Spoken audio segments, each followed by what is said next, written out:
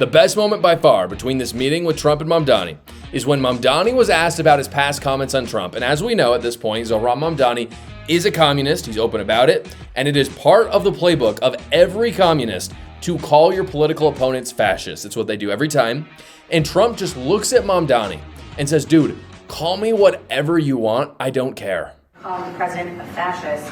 And your answer was, both President Trump and I have been clear about our positions and our views. Are you affirming that you think President Trump is a fascist? I've spoken about... That's okay. You can just say yes. Okay. So, All right. okay. It's easier. It's easier than explaining it. I don't mind. If there was an alien that came from another planet, came down to Earth, and asked me, hey, show me one video of something that I could see that would tell me who Donald Trump is as a person, that is the video I would show them right there. Because he's not telling Mamdani to call him a fascist because he's not one. Again, in the mainstream media is saying, oh, this is Donald Trump admitting that he's a fascist. That's not what he's doing. What he's doing is he's saying, look, kid, you're new to politics. I know you're a politician. You try to spin this crap. You know, me, Donald Trump, I'm not really a politician. Just say it. You don't need to go, oh, well, blah, blah, blah, blah. That's not quite what I said. Just say it. No one cares. Be real with me. That's what he's saying. And you can see that that is what Zohran Mamdani was going to do. Like, he has spent his whole campaign calling Trump a fascist, but when he actually got in the room with Trump, he couldn't do it. He couldn't say it because it turns out saying horrible things to people is actually really hard in person. This is why we all act different on the internet, let's be honest. But when we're in person with someone, you tend to not say horrible things about them. And that's fine. I actually think that's a good thing in a lot of ways. But I think in terms of politics, when you've said something bad about someone over and over and over again, and you can't be honest to their face, I think it shows weakness. And Trump does not have that weakness. He's looking at Mamdani saying, stop being dishonest, dude. Trump's like, I don't care what you think of me. Stop being a politician. Just say what you believe. Now, despite Zohran Mamdani hating Trump, Trump was actually quite diplomatic in this meeting. He talked with reporters about his concern for New York City, specifically on crime. What we did is we discussed crime.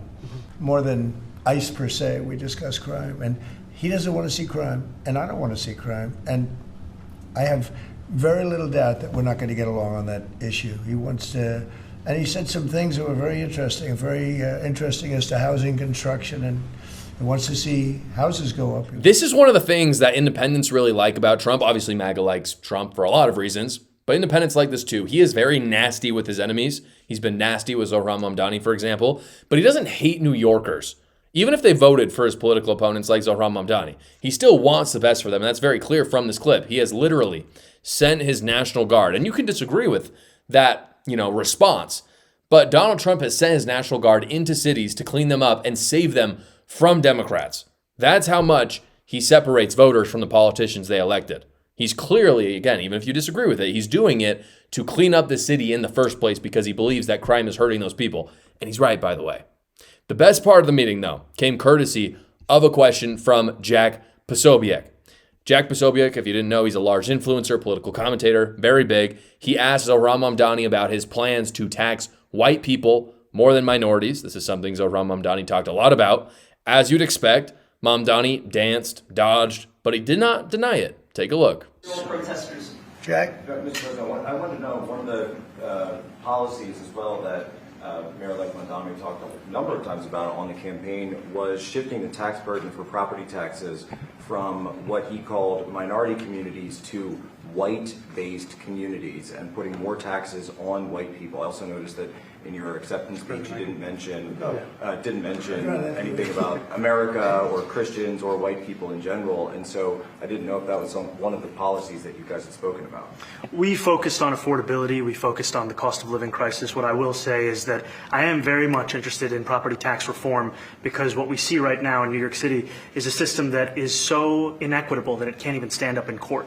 And the President and I spoke about the importance of not only building more housing, but also making sure that regulation of housing is something that is manageable to actually get through and not the cause of yet another weight that we see in our But to city. be clear, you're continuing this idea of race-based property taxes. No, to be very clear, That's what you said. no, the use of the term was a description of neighborhoods, not a description of intent. So you intend to tax the whiter neighborhoods more? No, we intend to create a fair property tax system because we want a New York City that is not only fair and equitable, but also one that every New Yorker can afford. We don't intend to tax wider neighborhoods. We just happen to be looking at only taxing neighborhoods that have more white people in them. That's what he's saying there. I'm not attacking them because they're white. I'm just finding only the white ones and attacking them. Ultimately, that kind of racial fighting is what will turn New York City and New York State as a whole red, in my opinion. Because a part, obviously, of how deeply corrupt and immoral that is, that kind of racial fighting is what Barack Obama spent all 8 years of his presidency doing. A lot of people have talked about, why is there this racial tension in the United States? Barack Obama pursued policies like this all the time. And then he'd look around and be like, what is happening? Why do we have racial tension? Maybe it's because people like you and Zohran Mamdani literally have policies saying you want to tax white people more than brown people, for example. What do you think that does to racial tensions? And we all know, by the way, and this is the good news, what came after Barack Obama? Donald Trump. That's what we got. And that is why, ultimately, I've talked about it on the show so many times now, I wanted Zohran Mamdani to win. Because I want everyone to see what this policy leads to. We just forget. This is what happens in America. We go through cycles. We flip-flop. Right now, in a matter of a year, we went from a mandate from Trump to this last election cycle, and I know it was mostly special elections, but nevertheless, what you're seeing is already a swing back towards the left. Personally, I would like someone like Zohran Mamdani to be in a kind of isolated position like New York City to remind people of what people like Barack Obama have done to this country. I want everyone to see what this policy leads to because they will not like it. Right now, Elise Stefanik is running a very tight race with New York Governor Kathy Hochul.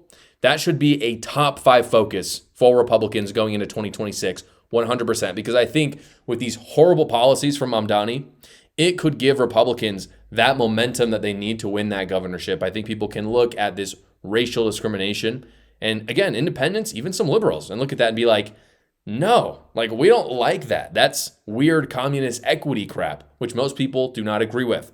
Again, the reason I say that Mamdani does not believe or support popular policies is from these interviews. After his interview with Trump, Mamdani went to NBC, was asked if he likes Trump's border policies or Biden's border policies more. He had no answer for them, which is crazy. Do you agree with Senator Bernie Sanders that President Trump has done a better job securing the border than former President Biden?